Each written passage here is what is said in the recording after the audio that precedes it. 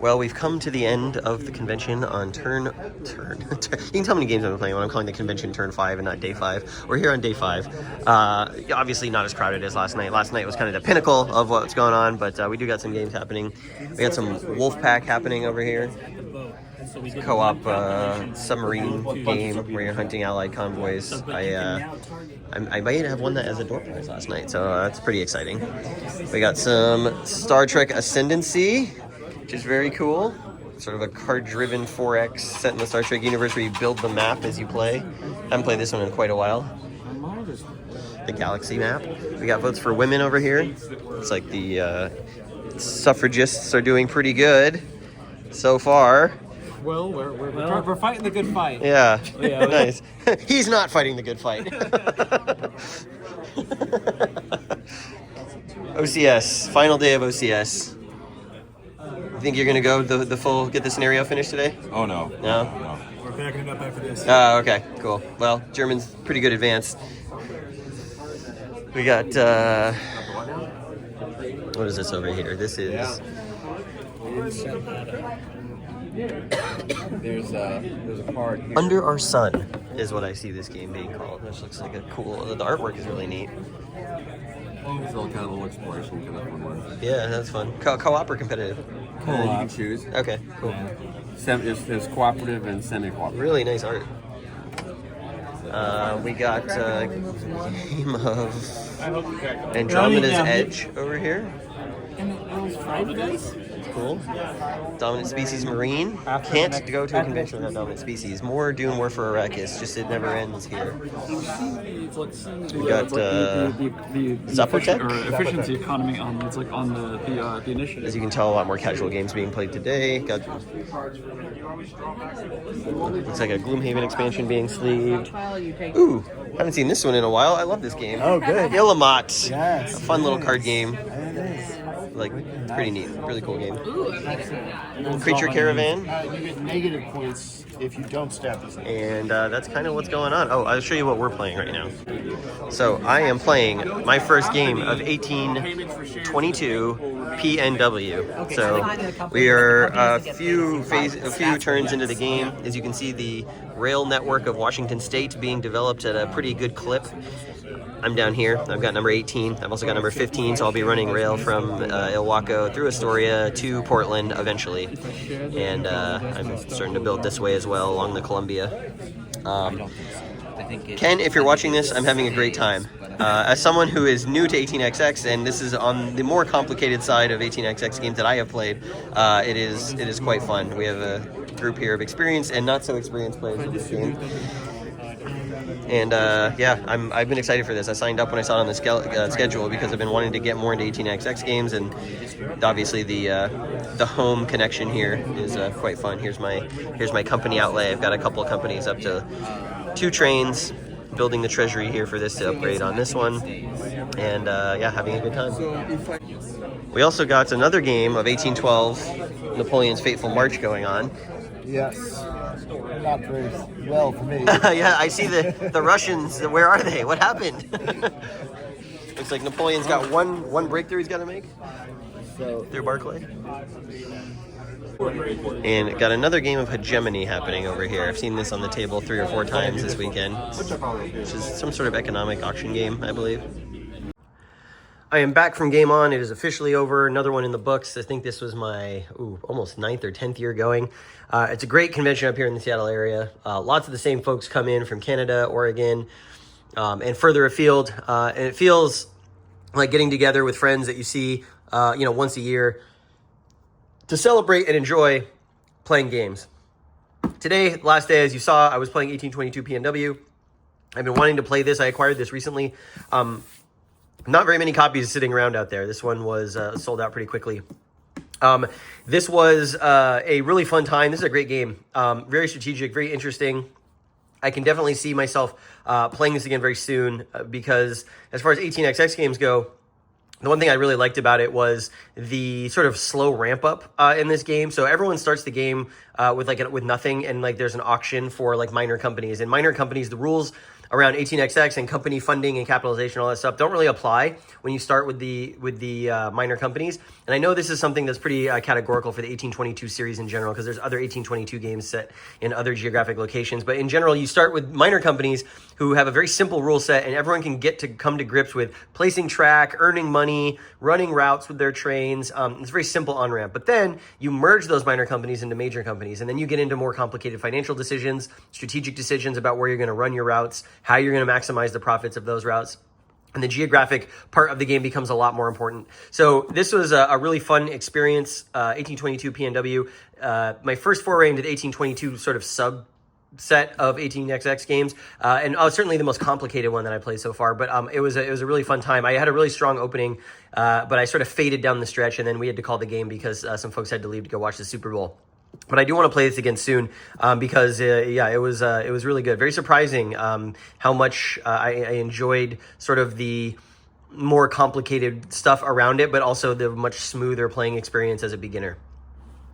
I also want to showcase some of the stuff that I picked up at the convention. I usually do this every year. Like, hey, what did you get?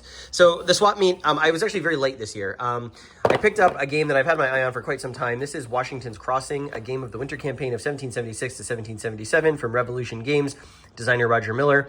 Supposed to be part of a series called Campaigns of the American Revolution, Volume 1, but I know that this game didn't sell very well, I don't think. But I've been eyeing this for a long time. It's an operational American Revolution game, which there are very few of those.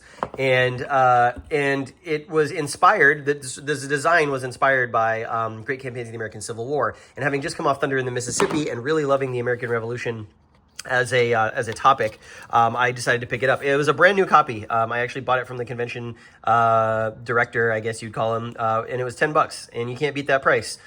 Half a counter sheet, the rule book, some game charts. I know that this game is kind of mixed opinions online in terms of like what it's doing, but anything that's based off of sort of the maneuver forward operational focus of GCACW has me interested. You keep track of your army's manpower on this sheet, and you're tracking it in hundreds and tens. So it's not just like, oh, you go from 1 strength point to 2 strength points or whatever. You actually have specifically 1,000 guys or 500 guys, and each loss you take decrements this by single losses. So it's a very granular look at the manpower. This looks like an errata sheet with some percentage losses. There's going to be a percentage loss system here. But what I want to get to, here's the American side. Here's Washington's army. You can see how many sort of commands that Washington had for this game.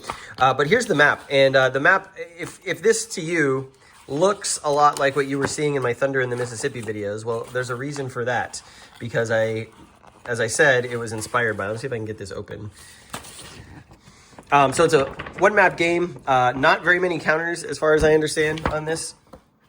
And let's see if we can find... So this is the campaign that starts with Washington crossing the Delaware. If we look up here in the north, and we come down here in the south, here is Philadelphia. So the city of Philadelphia taking up 1 hex. Here's Germantown. And I believe the Americans worked their way up this map as part of the campaign. So I'm very excited to try this game because GCACW is my favorite hex and counter game of all time. And anything that goes into the American Revolution, I am all about. This would be a very cool game. Hopefully I like it, and hopefully I can pressure Roger to make more if I do like it. The other game I picked up, I got this one for a steal, $20, Legion of Honor.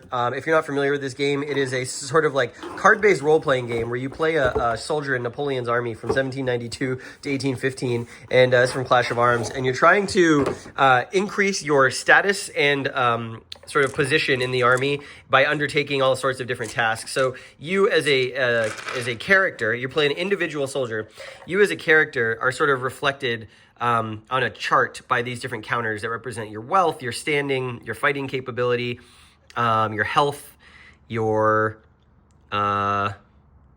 prestige, if you have a wife or a mistress.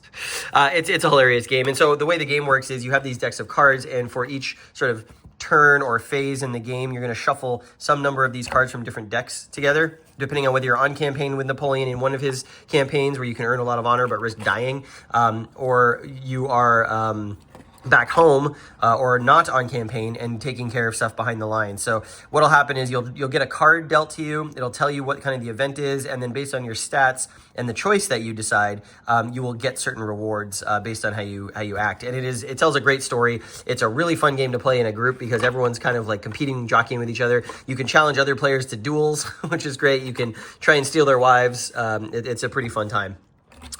This one, I don't think it's talked about enough, and I played it once, and we played I think through 1794, the initial campaigns, and my character was just starting to get really good. And the funny part is, if your character dies, you then take over as like that character's son, who like assumes his commission, which is pretty funny.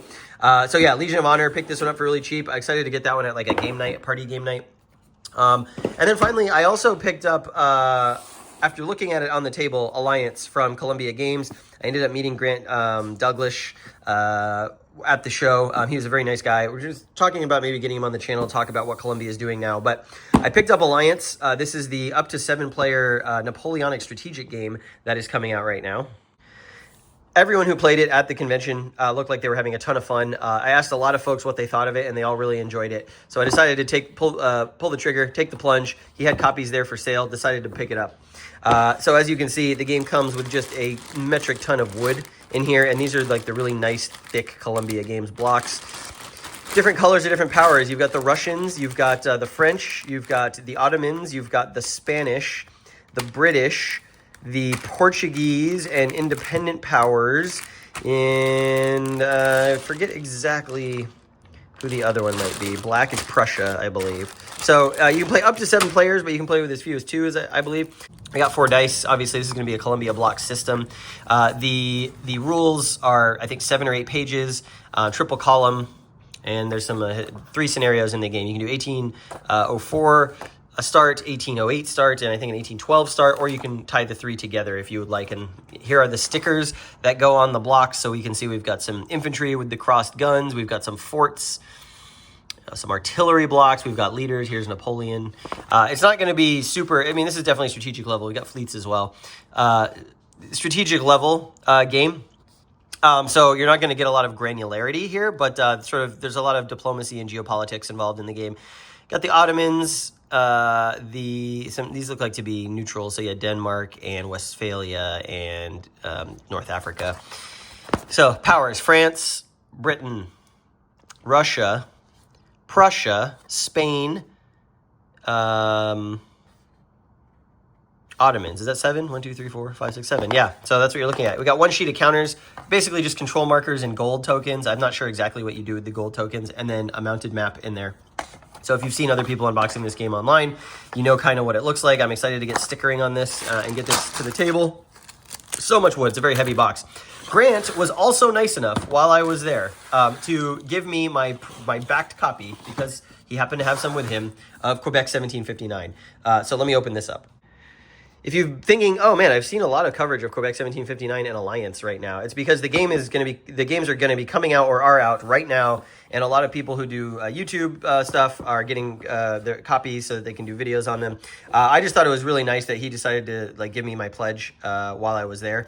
This is, if you don't know, the first block war game, 50th anniversary edition, 1975, I guess would be 74, 75 is when this came out. This is about Wolfe's, who I assume that is Wolfe on the cover, the British campaign during the French and Indian War to take the city of Quebec from the French. Here's the rule book. This is going to be a very simple game. This is going to be a very entry-level war game. This was kind of created the block war game genre, right? By what is now Columbia Games.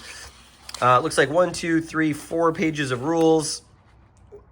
A little bit on the 5th. So 5 pages of rules, some historical background. This is not going to be a complex game. And of course, we've got the block stickers for the blocks. We've got a really nicely done battle board with some fantastic art. Columbia's art on these 2 games, really fantastic.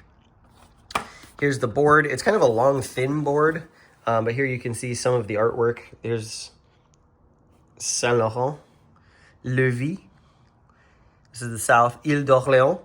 Up here, we've got Quebec, if I unfolded it, and the Plains of Abraham. Rivière Chaudière, which, as you might remember, was the river that Benedict Arnold was marched along on his assault on Quebec in 1775. And then, of course, the requisite Columbia Games bag o' blocks and 4 more dice. So be stickering that as well. Pull these out because I'm going to do that later. So I managed to get a couple of Columbia games. Actually, my first 2 Columbia games that I've ever owned are Quebec 1759 and Alliance. And they're coming in a full box now. So an actual game box, which is pretty nice. And I'm excited to play both of these in the near future. Grant was also kind enough to give me some sample stuff on Harn. So this map, and then Harn World. This is the overview of the Harnick Isles 40th Anniversary Edition. This is a beautiful book. Harn is Columbia Games' RPG system that kind of takes place in an alternate Earth, let's call it. I forget what the actual name of the world is. It might be Harn, or that's the continent. I can't remember. But basically, it's inspired by real-world history. So you get kind of analogs to a lot of the religion and cultures and peoples of Earth, but in a sort of fantasy RPG setting. Here's the continent of Harn. And so he gave this to me to check out, and I'm really excited to read through this. This looks really, really cool. Just the artwork as well is very evocative of real history and stuff like that. This is, I think this is new from them, or it recently come out, or is coming out very soon. And he also let me check out the Republic of Tharda supplement for Harn, which is kind of like, I guess he was saying it's kind of like the British Isles culture of Harn. So you've got, monks and druids and other stuff in here. I just thought this was a really nice gesture of him to do that. And I'm interested in checking this out because, RPG systems, especially ones based on real life, is kind of an interesting concept. The artwork is so good. I mean, look at this artwork. It's fantastic. It kind of reminds me of like a medieval scroll. So this is the Republic of Tharda, the Harn World overview of the Harnick Isles 40th Anniversary Edition, plus the map. Thank you so much, Grant, from Columbia. I'll definitely be giving these a look, and if there's opportunity to do content on the channel, I will do it. So that's all I picked up. Pretty light on the spend at the convention this year, but I did sell some games, which was great, finding them new homes, and I had a great time. I'm not nearly as mentally blown as I have been in past years, mostly because I played a lot of lighter games towards the end of the convention. Commands and Colors, Horse and Musket. The main effort of the con was Thunder on the Mississippi, which was fantastic and has me looking at all the other possible campaigns that are available in GCACW right now that I could tackle. A lot of them much shorter than 70 turns, and that's very appealing as well. So until next year, I will see you on the channel between now and then with some stuff. I got a new arrival from Via Victus this week that I'll do an unboxing of. And then there's one more convention for sure that I'm going to in April where I'll be playing SCS North Africa, and I'll be sure to bring you coverage from that as well in Oregon. And if you followed it this week at GameOn, thank you so much for watching.